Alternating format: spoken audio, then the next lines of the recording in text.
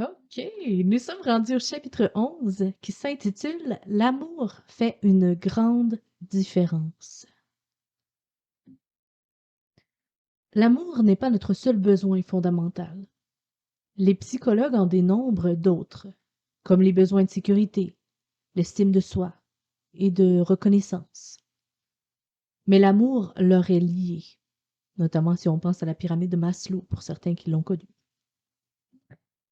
Si je me sais aimer de mon compagnon, de mes proches, de ma compagne, je peux me détendre. Certains, qu'ils ou elles, ne veulent que mon bien. Sa présence me rassure.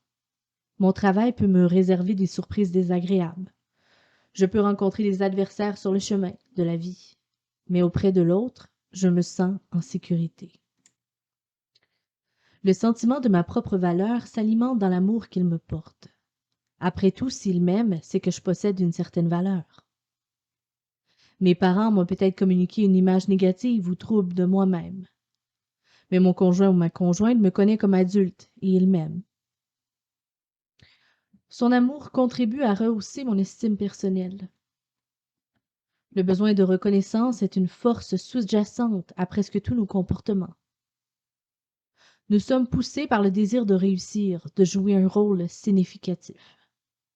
Nous voulons que nos vies laissent un impact. Nous avons tous notre propre idée de ce qui est important pour nous, et nous nous fixons des objectifs en conséquence. Le fait de se savoir aimé du conjoint ou de la conjointe souligne notre sentiment de signifier quelque chose pour lui ou pour elle. Si quelqu'un m'aime, c'est que j'ai de la valeur. Je suis important parce que je suis le couronnement de la création. J'ai la faculté de raisonner en termes abstraits, de communiquer mes pensées par des mots et de prendre des décisions. Grâce aux enregistrements et aux écrits, je peux prendre connaissance des pensées de ceux qui m'ont précédé. Je peux tirer profit de l'expérience d'autrui, même s'il a vécu à d'autres époques et dans des cultures différentes. Je ressens dans ma chair la mort de mes proches et de mes amis, et j'entrevois intuitivement qu'il existe une vie par-delà le matériel. Je constate que dans toutes les cultures, les humains ont cru à un monde spirituel. Mon cœur me dit que c'est vrai, même si mon esprit, formé aux observations scientifiques, pose des questions critiques. La vie a un sens. Mon existence a une raison d'être. Je veux y croire, mais tant que personne ne m'exprime de l'amour, je peux ne pas mesurer réellement mon importance. Lorsque mon conjoint ou ma conjointe me consacre du temps, de son énergie, de ses efforts, je ne doute plus de ma valeur. Sans amour, je risque de passer toute ma vie en quête de reconnaissance, d'estime de moi-même et de sécurité. À partir du moment où une personne m'aime, son amour a un impact positif sur mes autres besoins essentiels. Dégagé du souci de les satisfaire, je peux développer mon potentiel. Davantage assuré de ma propre valeur, je peux diriger mes efforts vers l'extérieur au lieu d'être obsédé par mes besoins. L'amour véritable libère, et la seule, c'est celle de Christ. Dans le contexte du mariage, si nous ne nous sentons pas aimés, nos différences sont amplifiées. Nous en arrivons à considérer l'autre comme une menace à notre bonheur. Nous luttons pour défendre notre propre valeur. Le mariage devient un champ de bataille au lieu d'être un havre de paix et de félicité. L'amour n'est pas la réponse à toutes les difficultés, mais il crée un climat de sécurité propice à la recherche de solutions aux problèmes qui nous assaillent. Dans la sécurité que garantit l'amour, les conjointes peuvent mettre au jour leurs divergences et en discuter sans se manquer de respect ou s'emporter. Les conflits peuvent se résoudre. Deux personnes très différentes peuvent apprendre à vivre harmonieusement ensemble. Elles s'attachent alors à découvrir le meilleur chez l'autre. Ce sont là les bienfaits de l'amour.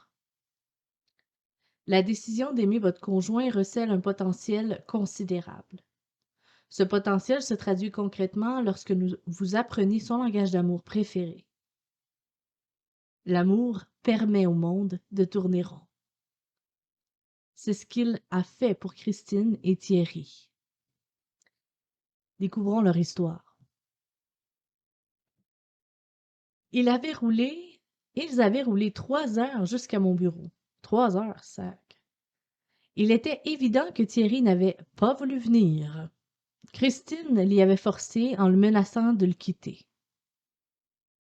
Je ne suggère jamais cette méthode, entre parenthèses, mais les gens ne peuvent suivre mes suggestions avant de me connaître. On ferme la parenthèse. Ils étaient mariés depuis 35 ans et n'avaient jamais rencontré de conseillers conjugaux auparavant. Christine fut la première à prendre la parole. Monsieur Chapman, je veux que vous sachiez 2 choses d'emblée. D'abord, nous n'avons aucun problème d'argent. Je lisais récemment dans une revue que l'argent est le problème numéro 1 dans le mariage. Ce n'est pas notre cas. Nous avons travaillé tous les 2 pendant des années, la maison est payée et nos 2 voitures aussi. L'argent n'est absolument pas un problème pour nous. Ensuite, nous ne nous disputons jamais. J'entends parfois mes amis me parler des conflits qui les opposent constamment à leur mari. Nous n'avons jamais eu de différends. Je ne me souviens pas de la dernière fois où nous avons élevé la voix. Nous savons tous les 2 que les disputes ne résolvent rien. C'est pourquoi nous refusons d'y avoir recours. En tant que conseiller, j'appréciais beaucoup que Christine déblaye le terrain. Je savais ainsi qu'elle voulait rapidement en venir aux faits. Il était évident qu'elle avait bien préparé son introduction pour que nous ne perdions pas de temps à des futilités. Elle voulait sagement gérer son temps et elle poursuivit. Voici mon problème. Je ne sens aucun amour de la part de mon mari. La vie est devenue uniquement une routine. Nous nous levons le matin pour aller au travail. Dans l'après-midi, il s'occupe de ses affaires et moi des miennes. Nous dînons généralement ensemble, mais nous n'avons rien à nous dire. Il regarde la télé en mangeant. Après le dîner, il traîne un peu au sous-sol, puis remonte et s'endort sur le canapé devant une émission quelconque, jusqu'à ce que je le réveille afin qu'il aille se coucher. Notre programme est réglé comme du papier à musique 5 jours par semaine. Le samedi matin, il va jouer au golf, puis il travaille au jardin l'après-midi. Le soir, nous sortons au restaurant avec un autre couple.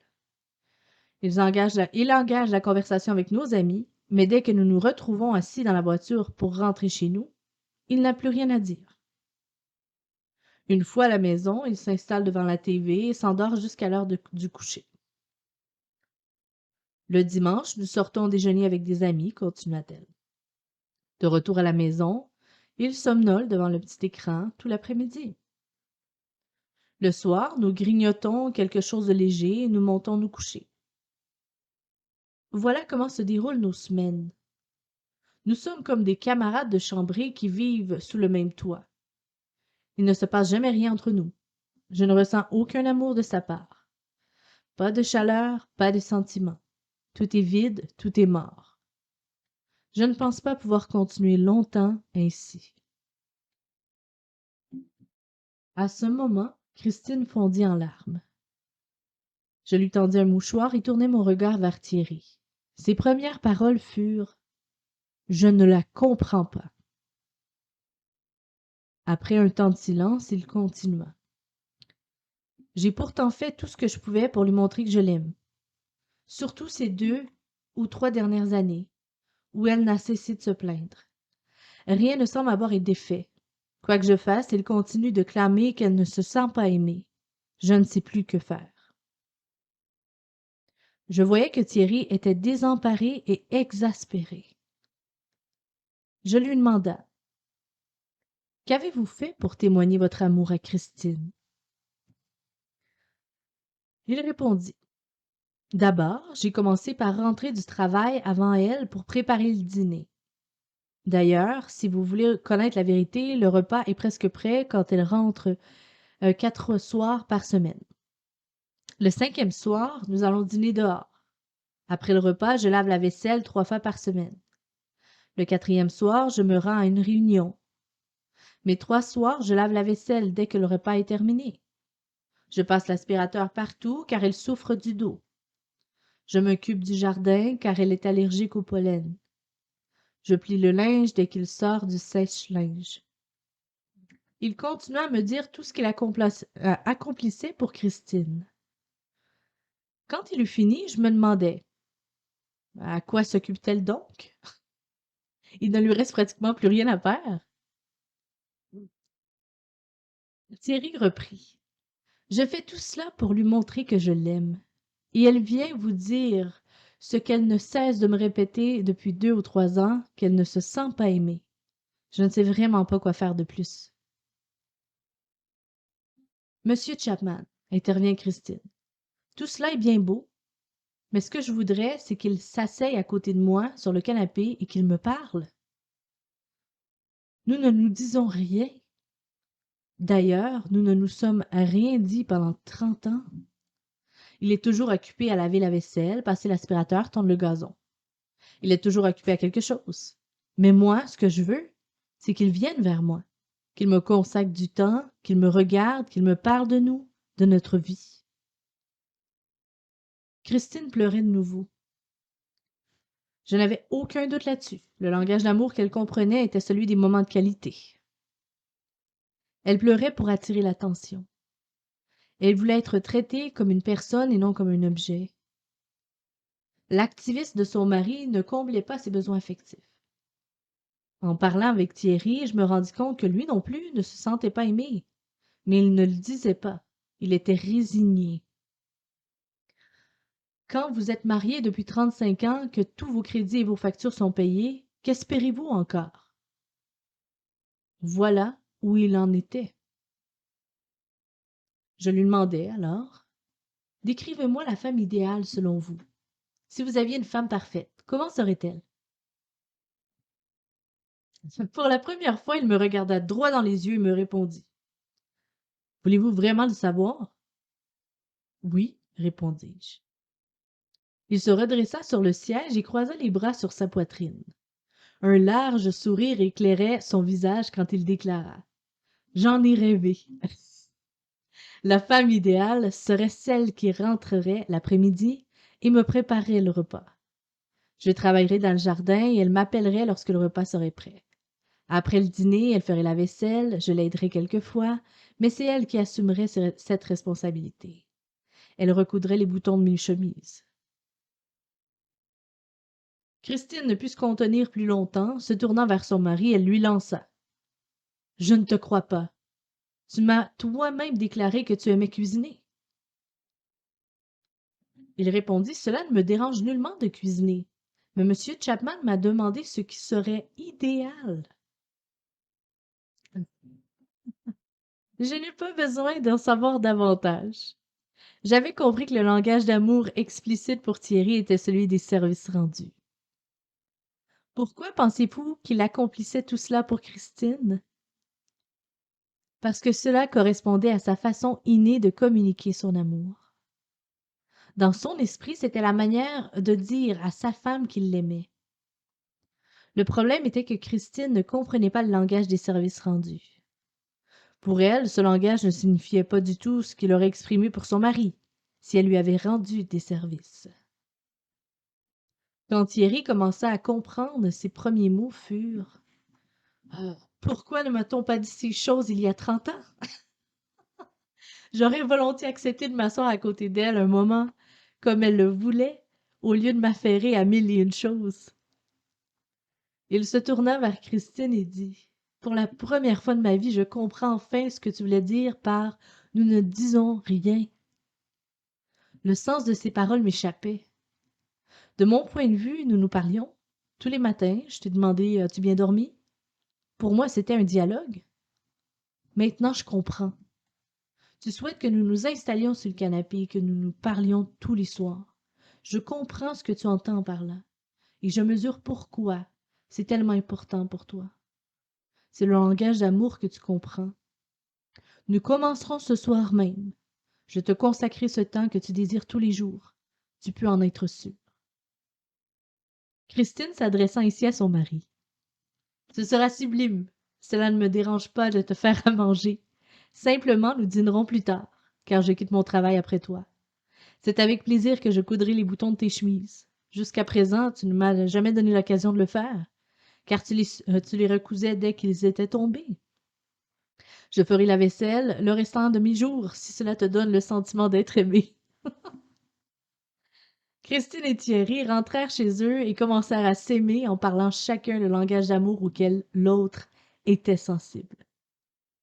En moins de 2 mois, ils vécurent une seconde lune de miel. Ils me téléphonèrent des Bahamas pour me dire que le changement radical était intervenu dans leur vie de couple. L'amour-sentiment peut-il renaître dans un couple? Soyez certain que oui. La condition? Apprendre à parler le langage d'amour compréhensible de votre conjoint ou conjointe et de s'engager à le pratiquer. Fin du chapitre 11. À bientôt.